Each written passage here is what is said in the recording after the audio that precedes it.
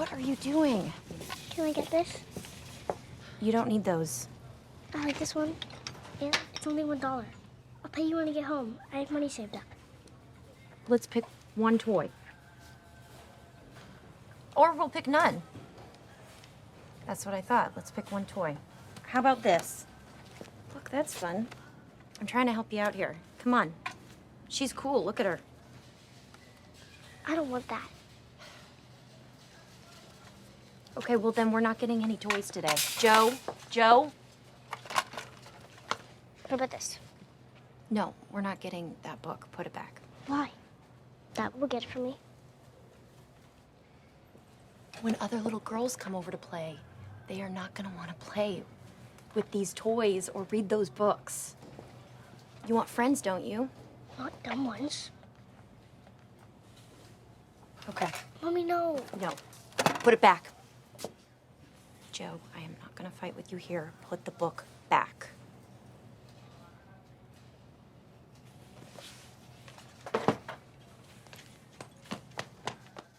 Hi. Hi. Hello. I like those glasses. Oh, they're very I've heard they're called pervert glasses, which Rich. I don't know if it's true, but I'm not a I pervert. I have a pair exactly like that, and I'm gonna make sure to throw them away right after this conversation. So thank you for that modifier on that. So okay, I'm gonna start off right now. Hello, my name is Greg Swirzavasti. I'm with Deepest Dream. Pleasure. Nice to meet you.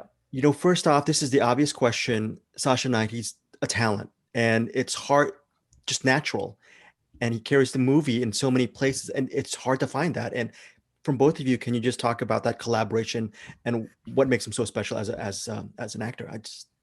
Blown away. Sure. Well, my casting director Edie Belasco and I we knew we were looking for a really specific kid. To start with, we were looking for a non-binary or transgender child, and so that was an extra added, it sort of supercharged the search. We got it out there, I think, much further than we would have if it was, just a cisgender boy that we were looking for a different movie. So we went through the traditional channels, and we reached out to like grassroots organizations, nonprofits, got the word out there with trans youth, organizations that, are support systems for parents of trans youth as well. And, we saw a lot of non-actors or kids that were just starting to act. And I worked remotely with people all around the United States and in England. And when I met Sasha, luckily he was based in LA, so I was able to meet him in person. I had seen some of his videos, and I just thought, the first thing I thought when I saw him was that he looked like a little baby Paul Newman. He actually has Paul Newman's eyes. And I was like, oh my God, where did this kid come from? And I was able to sit with him for a couple of hours and work with him.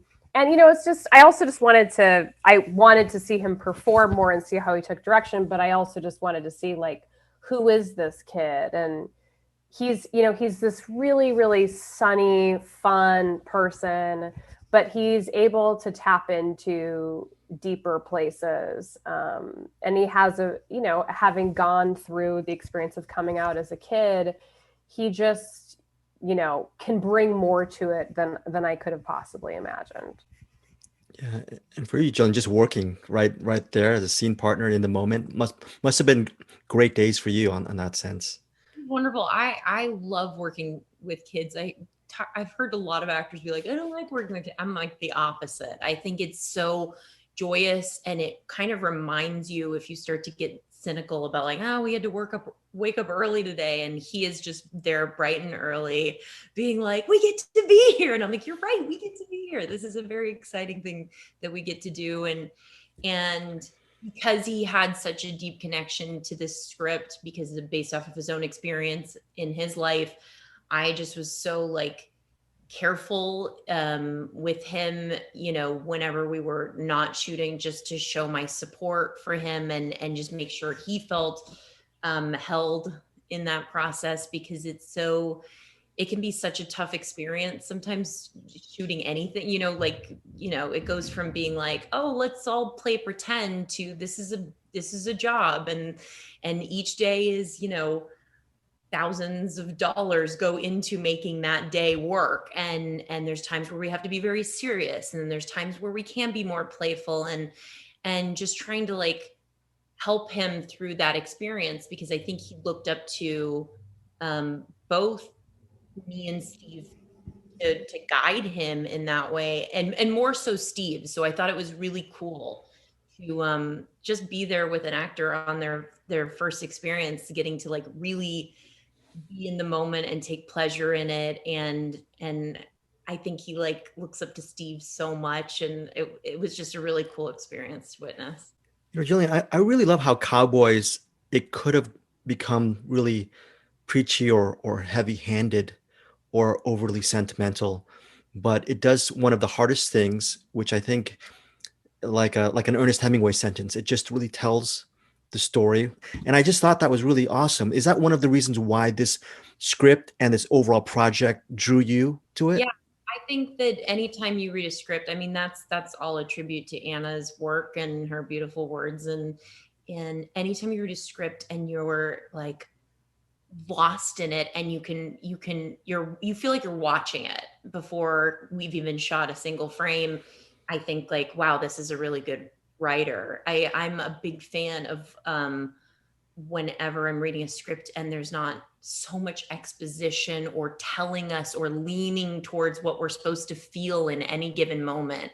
I think that that's the sign of someone who is really good at what they do. And when I read this script, I was just like leaning forward the whole time. I just really wanted to know what happened to this family, and what was going to happen to the family. I felt like she was so good at making these complex characters that we haven't really seen be a part of a family unit before, especially when it comes to the approval or the acceptance of a parent for a transgender child. It's usually that the mother figure is very supportive and the father figure can't wrap his head around it. And I love that was the reverse for this. And I thought she created such beautiful arcs for her characters, especially mine.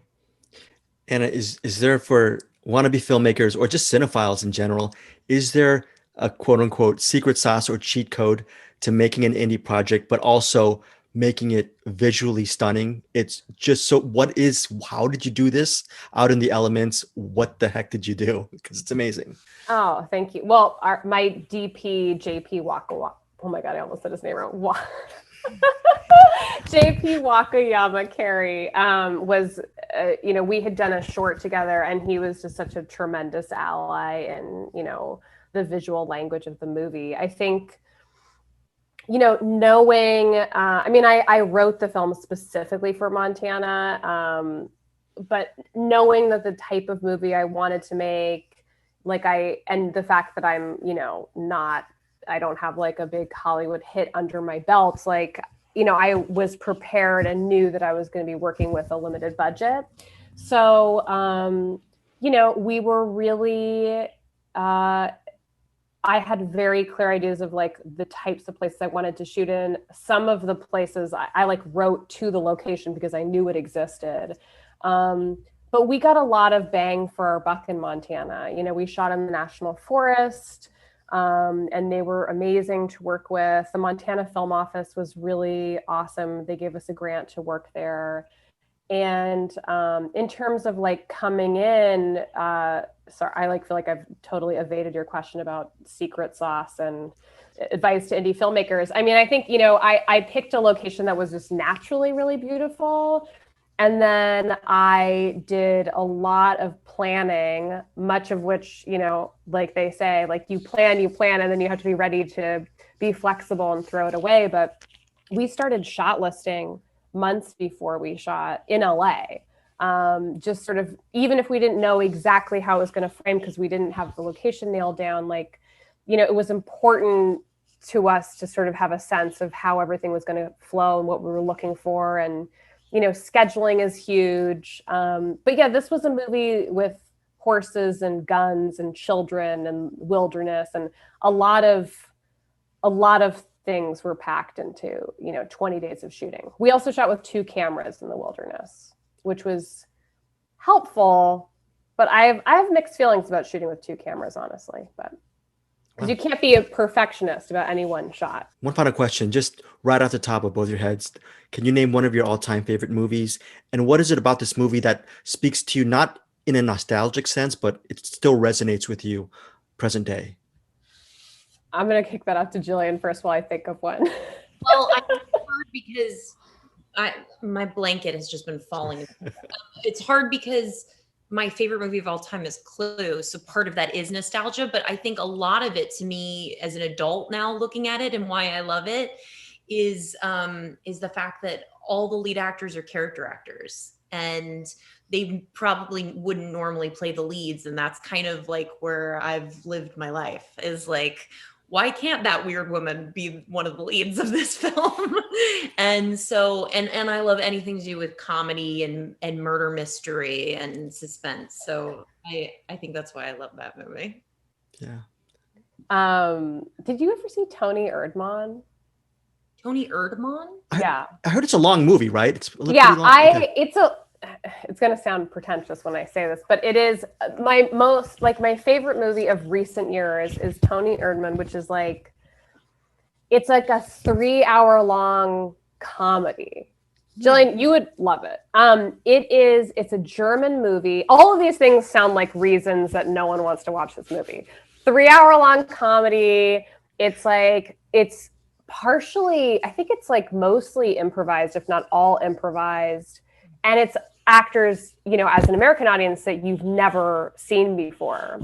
And it's a father-daughter story, a sort of adult coming of age. And it's one of the most surprising movies I've ever seen in my life.